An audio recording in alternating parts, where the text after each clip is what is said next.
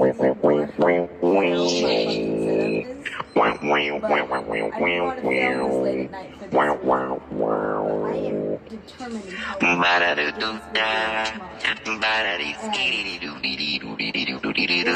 video tomorrow. Hello everyone, welcome back to my channel. And today we are going to be talking about Kafka's Metamorphosis. And more, this is a video I said, I'm sorry. More specifically, what I think English teachers teach Metamorphosis wrong. This is more like a catchy headline. There's no wrong way to teach literature, but yes there is. Yeah, so, I recently reread Metamorphosis because I've recently had, a weird obsession with Kafka. I've recently had a weird obsession with Kafka, so we are talking about Kafka. It's, you know, it's like one of those things, the same way like how you watch Now You See Me, every couple of years for no real apparent reason. Because, like, who really likes a heist movie? But that movie's good. Or is it? I don't know, actually. Alright, let's get started.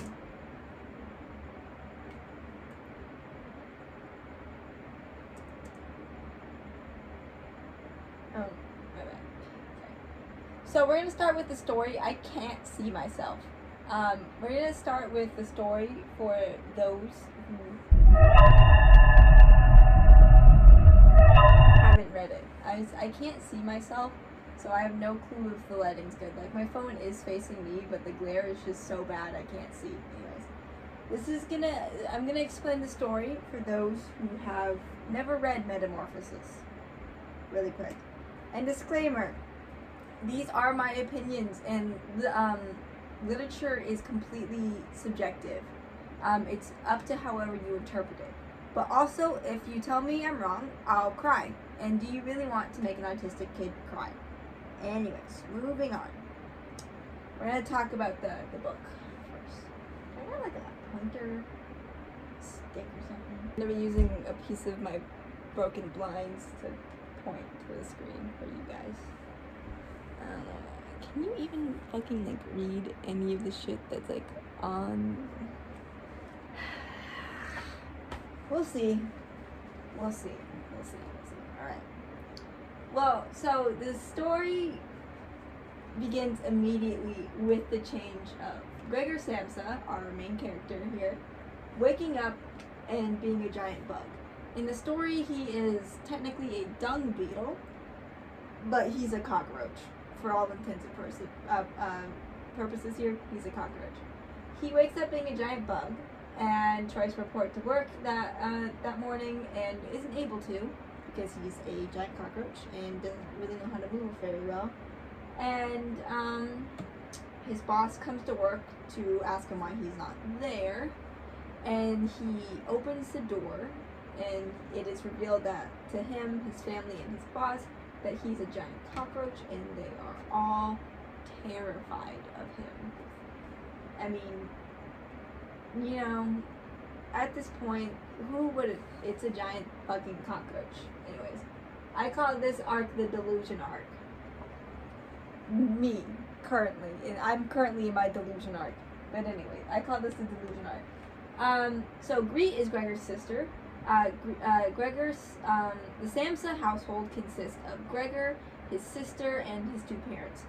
Gregor, I believe, is in his like early to late 20s, and his sister is 17. Yeah. So Gregor's sister takes care of Gregor. Takes to taking care of Gregor. That's not. There's some grammar errors here, but leave me alone. Gregor grows more and more disinterested in life, and he begins to eat less. Oh, also, trigger warning here about like mental illness stuff and eating, because Gregor's eating is something that is generally pretty significant throughout this, and we'll touch on that. Gregor scares his mother into a fainting fit, and his father comes home and attacks him at hearing about this. So that is the end of. It's a very short story, by the way. It's not like very short, but it's relatively short for like school top literature. Anyways, that's the end of the illusion arc. And then we have the slow death arc. Also me. Everyone. Once you turn 25, that means your body's completely done developing and you start dying. And anyways, the family just accepts that this is just kind of what Gregor is now. He's a giant fucking bug. But that doesn't make things get better, necessarily. They have lodgers come to their home because they are short on money. Lodgers discover Gregor and leave, and the family wants to get rid of Gregor. And then Gregor dies. That is the entire story. It's a bit of a gross it's a bit of a, it's not a very good summary. Well, it technically is. It's just a lot's out. Anyways, this is what we're covering first. The trans allegory. This book, like, if it was like, it's honestly like so glaringly obvious, this allegory, it's not like even funny. Oh, by the way, this is a picture of Gregor, if you couldn't put that together yet.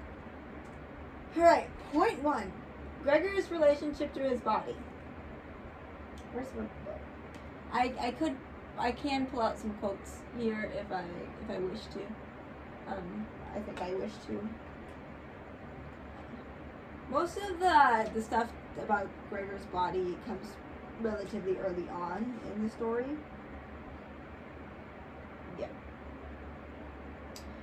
Actually, we won't. I don't know if I'll do quotes for this part, but yeah. So to begin with, immediately off the bat, Gregor has a general disgust for his body and himself, and consistently uses negative connotative language when describing himself.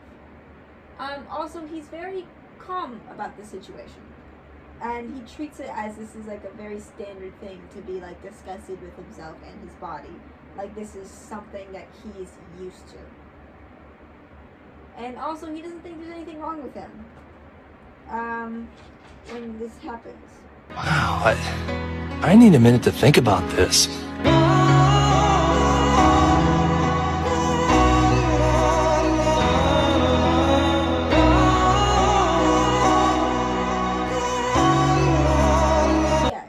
It says on page, well, okay, never mind. Yeah, Gregor felt really quite well apart from the drowsiness that was utterly superfluous after a long sleep, and he was unusually hungry. That is when he's still like, yeah, I'm a giant cockroach, and he's like, yeah, I think this is fine. This is normal. This is how I feel about my body normally. See, yeah, that's like the weakest point. This one's scrumptious. Gregor's photos. There's 2 photos mentioned in this story.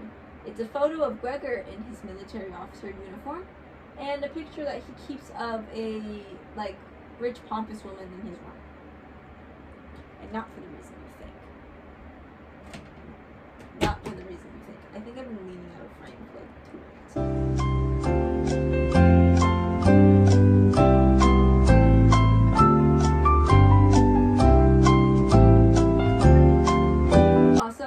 One fun quote is, he looked forward eagerly to seeing this morning's delusion gradually fall away. That's me.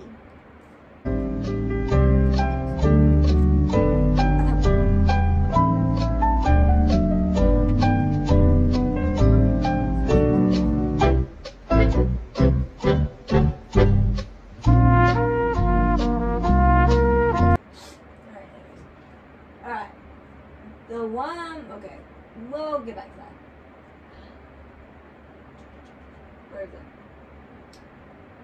The photo of himself mentioned in the hall.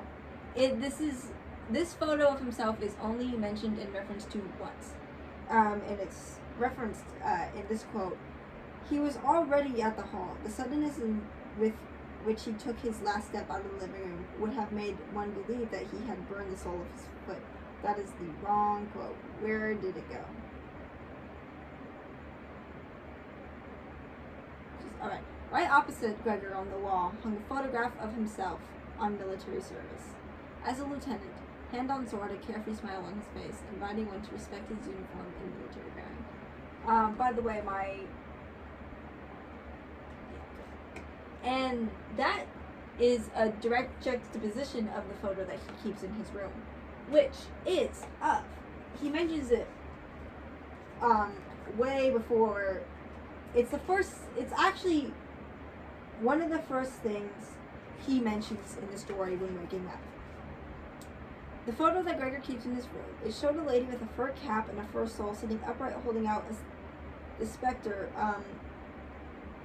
and holding out a scepter, a huge fur muff, which the whole of her forearm vanished. He keeps this in his room. And the photograph of him doing it for military service is a direct juxtaposition of that. The photo in the room of the woman, it juxtaposes the photo of the photo in the room of the woman. It also being in the home and not in the hall and not his room is kind of can relate to how the family views Gregor, which is outside of his room, his safe place, compared to in his room where he has the picture of the woman, and that can be related to how Gregor sees himself, right?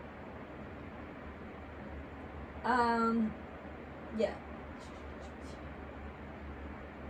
He made the frame cutout himself, which is, I don't want to look for it, but he made the frame cutout of the woman himself, and his family talks about how long, he spent several days on this, working on this cutout. Actually, it's in the beginning, it's a little bit further.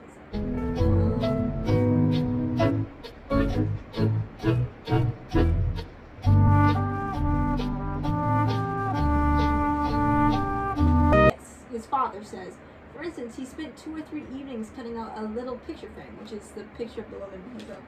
He made the picture frame for himself, and very late when he's about to die, he is looking at this photo of the woman and is talking about how the woman inspired him to keep working for he could live her life. Which of course can be taken as the way like he wants to be like rich and well off, but they could, like, Kafka could have very easily used a picture of a rich man, just putting it there.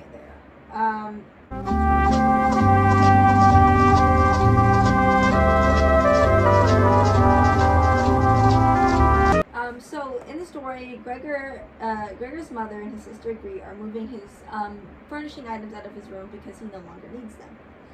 And this really stresses him out because he wants to hold on to his humanity.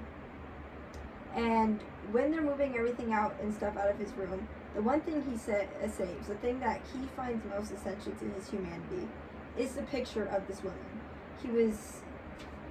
He crawled and hung over and did not back down. He refused to back down, actually. It was a very tense exchange between him and his sister, because his sister wanted him to back down and leave it alone, but he refused. Right. Point 3. We're going to do family relations, and more specifically, we're talking about his sister Ree and his father. Gregor is only close with his sister. It's very obvious throughout the story how much Gregor loves his sister, and had plans before turning into a cockroach to save up the money to send her to an arts conservatory for violin. He's closest with his sister, and his sister is the one to take care of him, and she would only go into his room when the rest of the family was not present, which struck me as interesting because when you think about it, let's say a trans person is they're transitioning into a female, right? And they have a female sibling that they're out to, but they're not out to their parents. So when the parents are gone, the person transitioning and the sister do things like do makeup together or paint their nails or dress up all pretty because they can do that because the parents aren't home. And this relates into how Greek is only goes to take care of Gregor when everyone else is not present in the home. To keep him safe is a way that can be interpreted.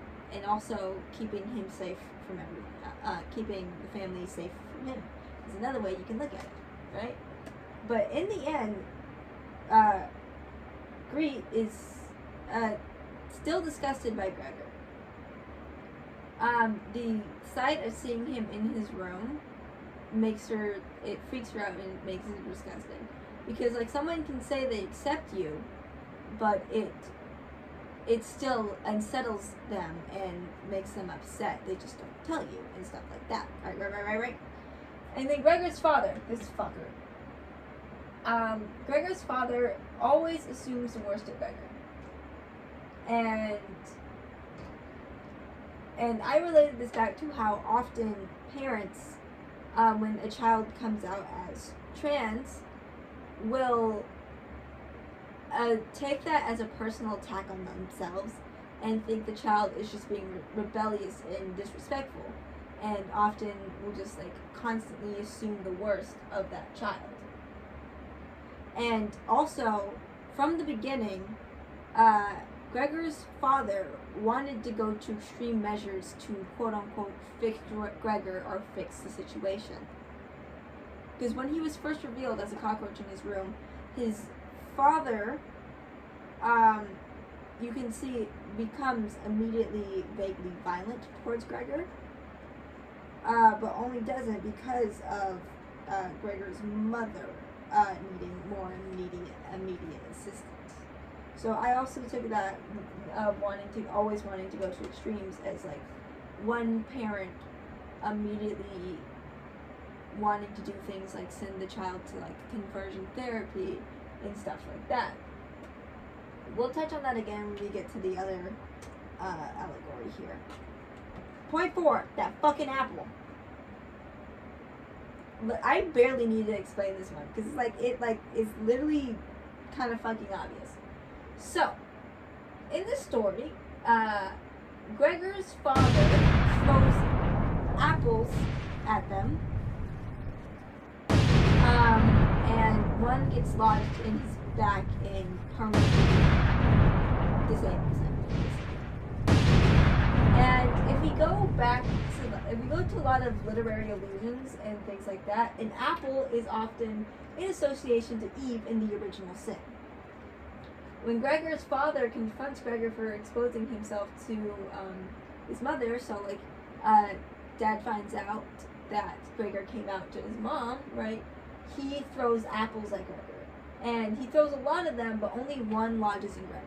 Only one specific sin lodges into Gregor and sinks in there, and that apple continues to rot in Gregor until he dies. He is suffering because of his perceived sin, and that sin is arguably what kills him, but technically isn't what kills him. Gregor does die of starvation. The mental illness allegory, which is the more popular one. I personally like the trans allegory a bit better, but that's just me. Okay. Point 1, family relations. We are talking about the entire family here. Alright.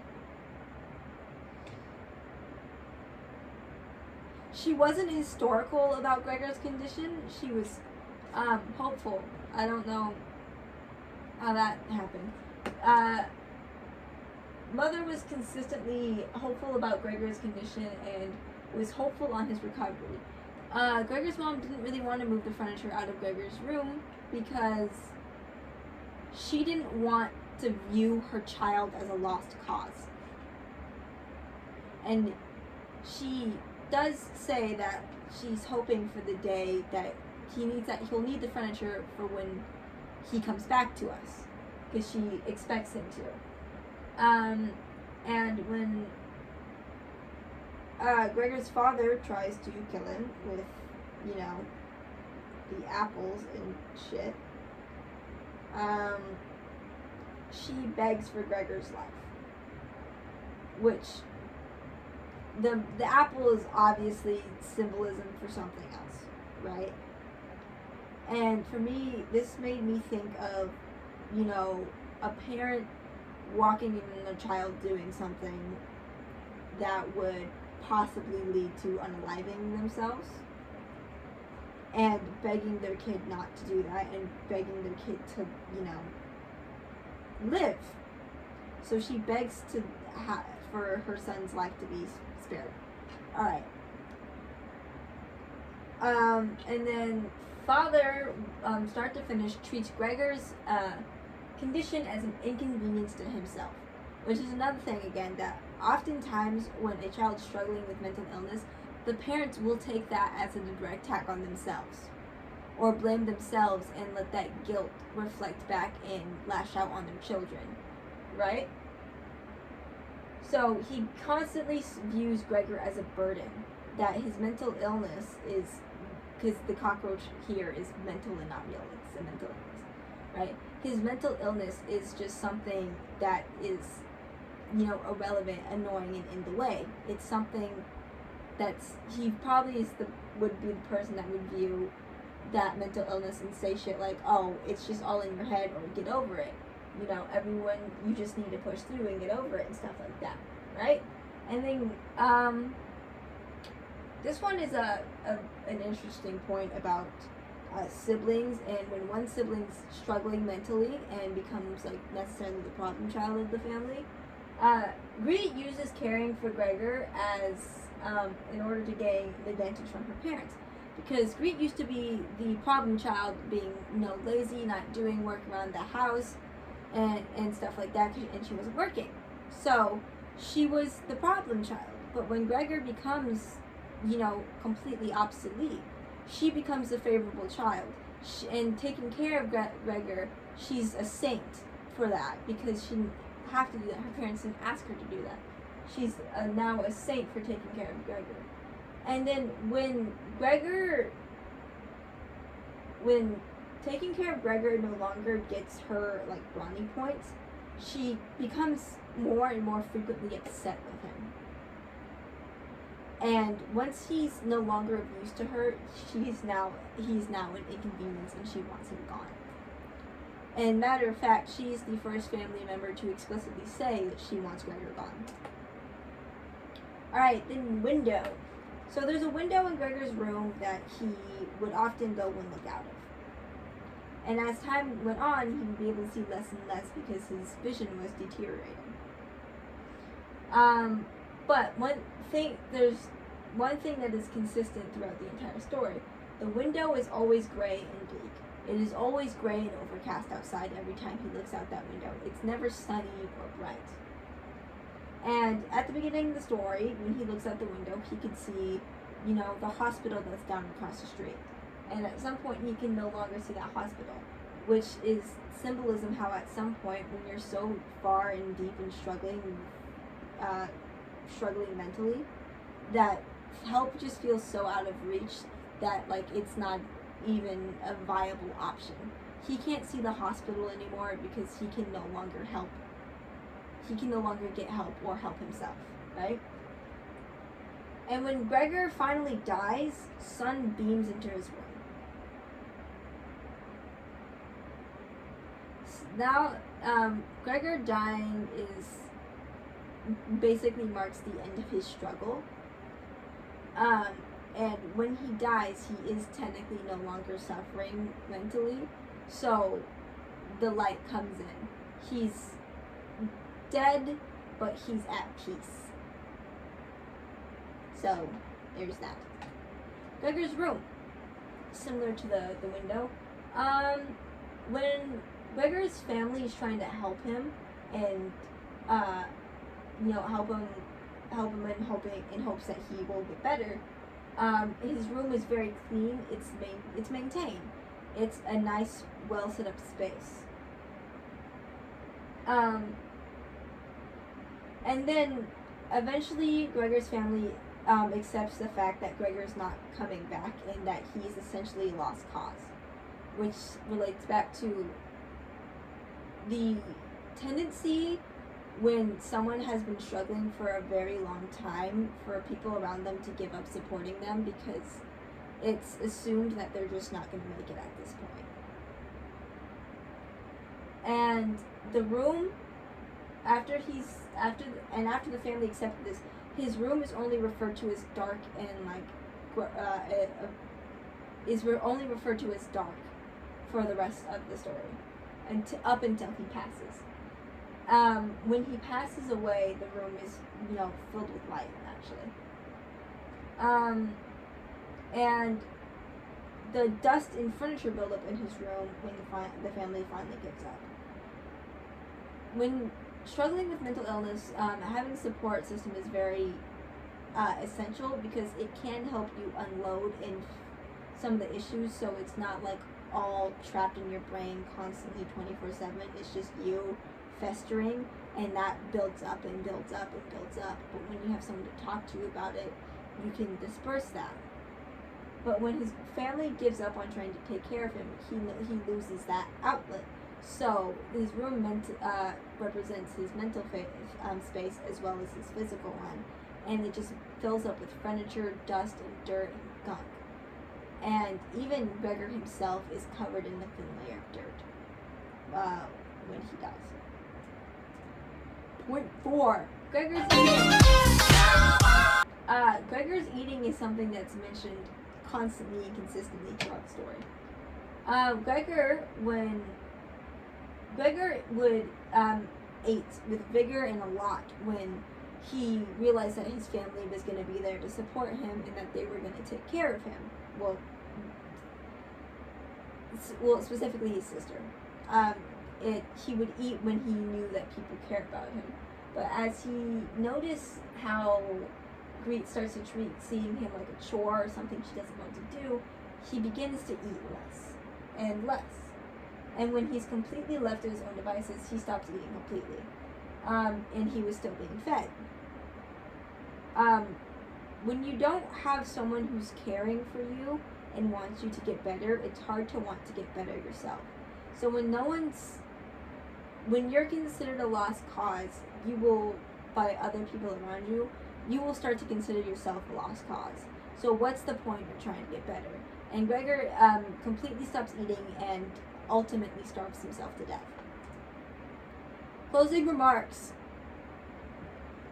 It's 30 minutes. Yeah, it's pretty short for a video essay. So this is why I think Kafka as a whole is taught incorrectly. That's my interpretation of the book in two separate ways, right?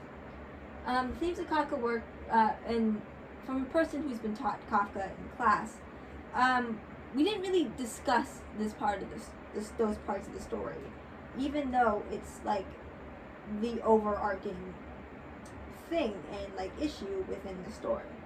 So the themes of Kafka's works are often overlooked in favor of studying his writing style, because that's the way Kafka writes is weird. If you read his writing, you would notice that like this is weird, but also there's a lot of it's good shit. Yeah, read Kafka, do it. It's fun. No, it's not. He's such a fucking mentally ill man. That's why he's my favorite author. Neither of these interpretations are taught frequently. Yeah. Also, the circumstances of Gregor's death supports both of these allegories in a way. So obviously for the mental illness allegory,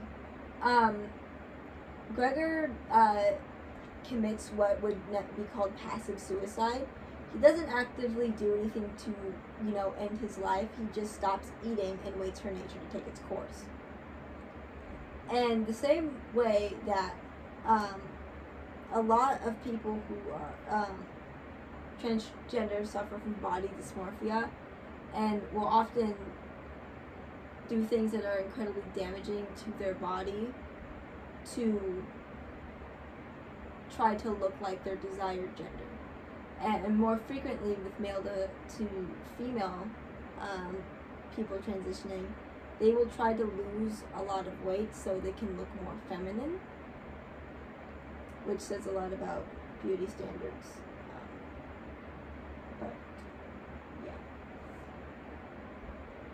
Anyways.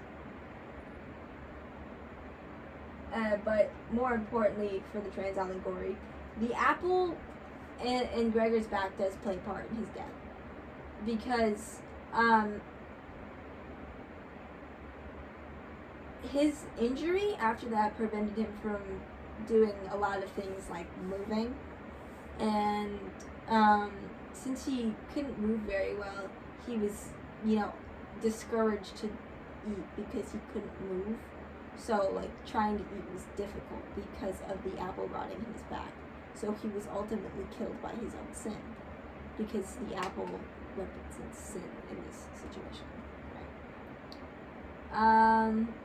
Kafka's Metamorphosis is skimmed over despite being chock full of symbolism, and is itself short. So, yeah. It's his work is very skimmed over in English classes because this is typically a 10th grade English reading task that's towards the beginning of the year and just is over with very quickly because they want you to go on and read some more Shakespeare. What can you do? But with that, if you haven't read Metamorphosis, go read it. And if you have read Metamorphosis for class, go fucking reread that shit. It's a good story, and it's also incredibly tragic. And it really hurts to read. So, but, that doesn't, encourage anyone to read anything. Let me share a quote from the end of the book.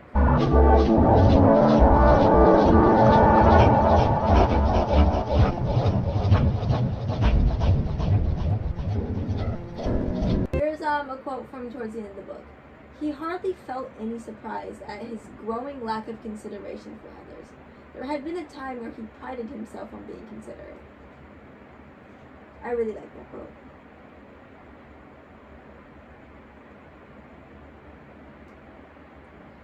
At any moment, the general tension that would discharge itself in a combined attack upon him, he lay waiting.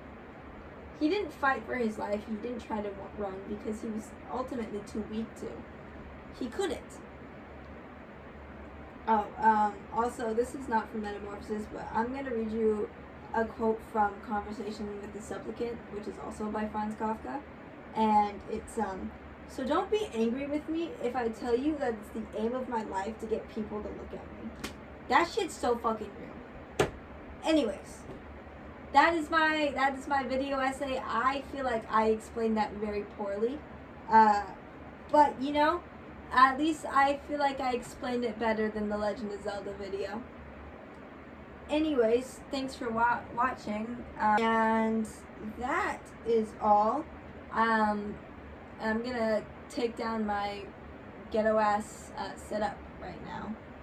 When I tell you it's bad, it's bad. But that is all. Thanks for watching. Make sure you like, subscribe, and hit that notification button. I promise that I'm gonna try to get back on top of YouTube. I was having a rough couple of weeks, so I was feeling a little overwhelmed with school and everything, and I just didn't have time or the creative ideas to make videos with. And also, I've been sitting on this video for 2 weeks. I was overwhelmed with schoolwork and shit. All right, leave me the fuck alone. Love you. See you guys later. And I love doing really long outros. Bye bye. How Markiplier goes bye bye or fucking whatever. Love that guy. He's yeah. All right. I'm gonna actually end the video now.